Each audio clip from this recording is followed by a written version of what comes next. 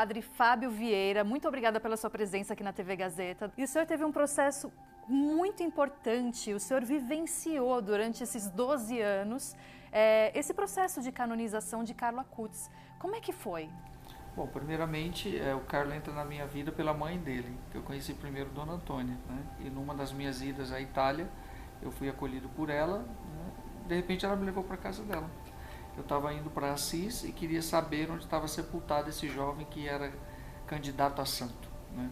E de repente parece que Deus vai preparando as coisas, porque logo mais o milagre acontece no Brasil, que leva Carlo Acutis à beatificação, e de repente estou envolvido em todo esse processo. Na verdade, eu ainda estou colhendo muita coisa dessa experiência que eu vivi, né?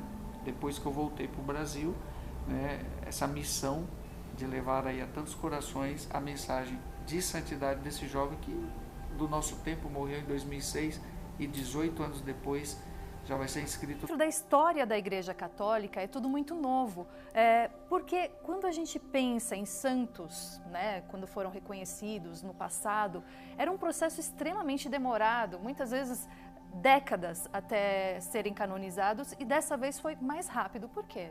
Ainda existem, né, processos que são do século passado, de 200 anos, 300 anos atrás ainda, que não foram fechados, né? E o do Carlo em 18 anos. Então veja bem, o momento histórico que a gente vive é outro. E nesse tempo em que nós vivemos, os registros são feitos no clique, né? Tá tudo aí nas plataformas, embora Carlo não tinha rede social nenhuma, mas ele tinha lá o seu notebookzinho que ele conectava na internet, por isso que ele é candidato a patrono da internet, e ali ele deixou todo o seu legado, né? Então já estava tudo registrado? Estava tudo registrado, mas como parte do processo tem uma etapa que é onde é feita uma investigação mais apurada, ouvindo testemunhos, etc., para que se justifique elementos no direito canônico, na lei da igreja, que possa dizer que há elementos de indícios de santidade naquela pessoa, né?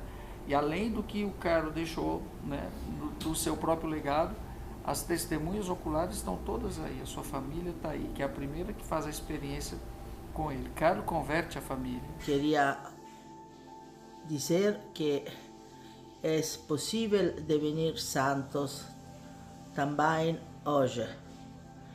E Carlo é exemplo de esperança por você, porque Carlo riuscì, anche con todos os tentaciones, los peligros que están en este mundo. ¿Cómo? Poniendo Dios, Jesús, al centro de su vida. Si giocava, si studiava, si faceva deporte, sempre a presenza di Deus. Carlo dizia: a Eucaristia é minha rodovia, minha autostrada para o céu. Um forte abraço, um saludo e vou rezar por você. Scusatemi per mio português terrível. A igreja, primeiro, ela tem o auxílio da ciência para isso, né? Então, não é a ciência que vai dizer que é milagre, é a igreja que diz que é milagre. Porém, a ciência precisa se curvar diante de um fenômeno extraordinário. Sim. Porque o milagre é o extraordinário no ordinário, não acontece todo dia. Graça acontece todo dia, mas um milagre não é todos os dias que acontece. O milagre quem faz é Deus, não é santo que faz milagre. Eles são os intercessores. É por isso que é atribuído ao Carlo esses dois milagres, para que esse processo se feche. E o primeiro deles foi... Aconteceu aqui no Brasil, e o senhor esteve ali na linha de frente dessa investigação em reunir todas as informações de uma documentação que o senhor mesmo entregou em mãos na Itália, no Vaticano. Como é que foi essa história? Como é que foi reunir essas informações? Vamos lá. O milagre que aconteceu no Brasil foi em 2013, né? Lá em Campo Grande, no Mato Grosso do Sul. O Mateus era uma criança de mais ou menos seus 2 anos, e ele tinha um problema congênito no pâncreas. Isso fazia com que ele tivesse um refluxo 24 horas. Então, ele não tinha muita sobrevida, né? A própria medicina já tinha dito que, né, às vezes tinha que se alimentar por sonda, tudo que comia vinha fora. No dia 12 de outubro, na capelinha de Nossa Senhora Aparecida, lá na paróquia de São Sebastião, em Campo Grande, o padre estava com uma relíquia como essa, do Beato Carlo Acutis, e numa missa ele ia abençoar as crianças naquele dia, por ser dia das crianças também, com a relíquia do Carlo. O avô levou o neto e foi pedir a intercessão do Carlo pela saúde do neto. 2 semanas depois, o Mateus praticamente não tinha nada.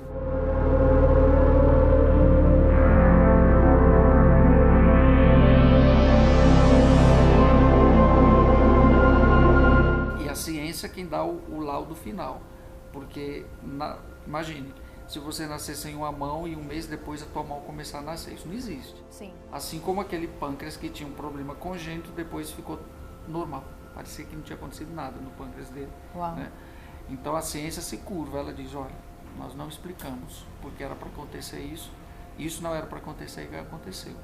Aí, diante disso, tem a junta médica do Vaticano também, que vai fazer todo o periciamento desses laudos. O milagre é sempre o extraordinário, a pessoa está com câncer, o médico diz, olha, você tem 1 mês de vida, metástase completa, você vai morrer daqui a 1 mês. A pessoa, diante da sua fé, porque é a fé quem faz isso, pede a intercessão do santo, e essa pessoa ficou curada, é um milagre. Por quê? Porque a ciência já tinha dito que não tinha chance. A igreja vai sempre se auxiliar da ciência para dizer uma verdade de fé, que é o milagre. Eu imagino que o senhor tenha encontrado muitas dificuldades nesse processo, porque, como eu falei, né, tudo muito minucioso. Encontrou? Você pode citar algumas para a gente? Olha, eu diria que para você, com toda segurança, que com o Beato Carlo Acutis foi tudo o contrário, não teve dificuldades.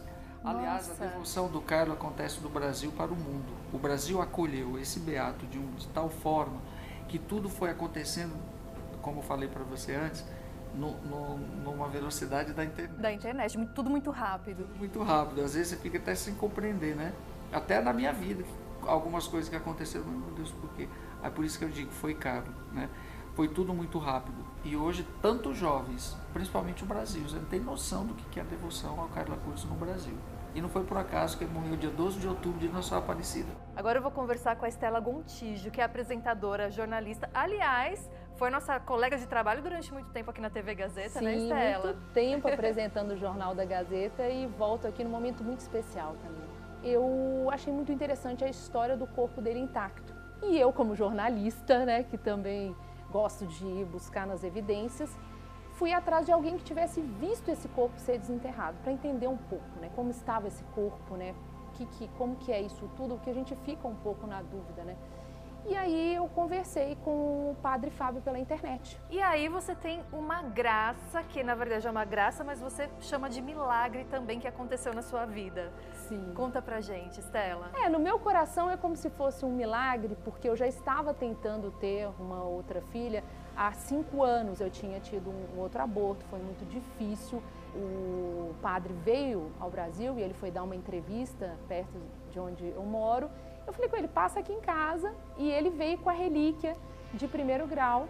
E foi naquele momento que a gente fez uma oração, então eu fiz o meu pedido, que eu gostaria de ter uma outra filha, um outro filho. E aí depois de um mês mais ou menos, 20, 25 dias, não me lembro ao certo assim a data, eu descobri que estava grávida, e essa gravidez foi para frente, né, porque eu poderia ter um outro aborto. Sim. E hoje eu tenho a Catarina e sou muito grata ao Beato Carlo Acutis, futuro santo. A gente pensou em Carlo, se fosse um menino, claro, e aí chegamos em Catarina, que também ele começa com C e tudo por causa do Beato Carlo Acutis. E nós temos o privilégio, porque o padre trouxe aqui esta relíquia. Explica pra gente o que ela é. A relíquia, é muito interessante a gente explicar para as pessoas como funcionam as relíquias. As relíquias, para nós, é a presença do santo, né? É como se ele estivesse aqui com a gente. Por exemplo, o corpo do Carlo, quando foi exumado, estava intacto, está todo intacto, não se decompôs. O lençol que foi envolvido, ele torna-se uma relíquia de 3º grau, porque foi tocado no corpo do santo. Então é feito pedacinhos, picadinhos, junto com a oração. 2º grau é algo que pertenceu ao santo. Uma camiseta, um short, por exemplo, eu tenho o capacete dele, uma camiseta dele, isso é 2º grau. E 3º grau é o próprio santo, algo do corpo dele mesmo. Por isso que chamamos ex corporis. Essa aqui é o fragmentinho do corpo do Carlo, porque até os órgãos internos dele estavam todos intactos. Quando você for lá em Assis, na Itália, você vai lá na catedral, Sim. que o coração dele está lá na Catedral de Assis e o corpo dele está numa outra igreja, né? E dos outros foram feitos pequenos fragmentos como esse para serem relíquias de primeiro grau. Cabelo, pele, unha é primeiro grau, porque pertence ao corpo. E essas relíquias servem para quê? Para veneração pública, né? Onde as pessoas vão tocar, fazer seus pedidos, mas sempre pedindo a intercessão dele, porque quem concede a graça e o milagre é sempre... Qual a importância de Carlo Acutis para a juventude? Toda. O Carlo está fazendo a diferença, principalmente porque agora ele é candidato a patrono da internet. No dia da canonização, o Papa vai dizer do que ele vai ser padroeiro. E nós acreditamos que ele será sim patrono da internet, porque ele usou essa ferramenta para dizer para a juventude que é possível utilizá-la para o bem. Produziu vídeos, sabia montar e desmontar, fazer sites, né? O Carlo, com 10 anos de idade, já tinha lido livros assim de quem está fazendo engenharia na informática. Olha. Ele compreendia todo esse universo. Então ele quis dizer para a juventude, olha, eu posso usar essa ferramenta para o bem sim, para muita coisa bacana, assim como ela é utilizada muitas vezes para o mal. Né? Que o digam as fake news e tantas outras coisas. Nossa, nem fala, né? nem fala. E ele mostrou que é possível. Essa foi a diferença desse garoto, desse jovem. Eu queria tirar uma dúvida, que eu acredito que é uma curiosidade de todo mundo que está assistindo. Como é que é escolhido o dia do santo e quem que faz a oração daquele santo? Tudo bem. Todo o processo de santidade de alguém começa na diocese dele. Na abertura desse processo já é confeccionada, já é feita pela postulação diocesana a oração pedindo a intercessão dele. Então, é o bispo com a comissão, logo no início. A escolha da data geralmente está ou no nascimento ou na morte. Sempre, né, pela tradição da igreja, no dia da canonização, no caso da beatificação, o Carlos já foi decretada dele, a memória litúrgica dele é 12 de outubro, no dia da morte. Nossa, então se for escolhida o dia dele, 12 de outubro, vai ser o mesmo dia de Nossa Senhora Aparecida? Olha Nossa só. Senhora abraçou esse menino como filho até no mesmo dia. Os santos não brigam não, viu? Não, eu imagino que não. É a gente que briga, os santos não tem problema. Então, do Carlos foi escolhido 12 de outubro. Continua, está 12 de outubro. Pode ser que na canonização o Papa mude. Tá. Mas é muito improvável, mas já foi decretado 12 de outubro. Muito obrigada, padre. E a gente fica assim honrado de conversar com você, honrado de estar na presença dessa relíquia, de conhecer um pouco mais de perto essa história que você vivenciou.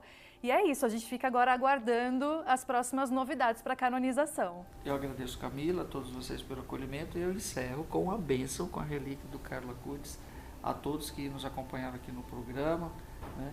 Que ele interceda por todos vocês, né? Às vezes a gente sabe que tem gente que está lá triste, depressivo, às vezes uma palavra, né? Poxa, tem um santo lá que pode olhar por você, ele não é Deus, Deus é Deus, mas foram pessoas como nós que conseguiram fazer um caminho diferenciado pela fé, que me estimula também às vezes a sair, poxa, eu também posso fazer diferença no mundo, né?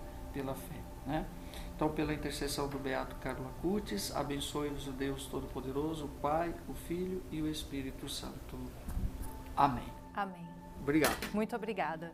Ai, que lindo, né, turma? E para conhecer mais sobre a história do jovem Carlo Acutis e o trabalho do padre Fábio Vieira, siga lá no Instagram, @Devotos de Carlo Acutis Brasil. E agora nós vamos para as nossas dicas. Até já!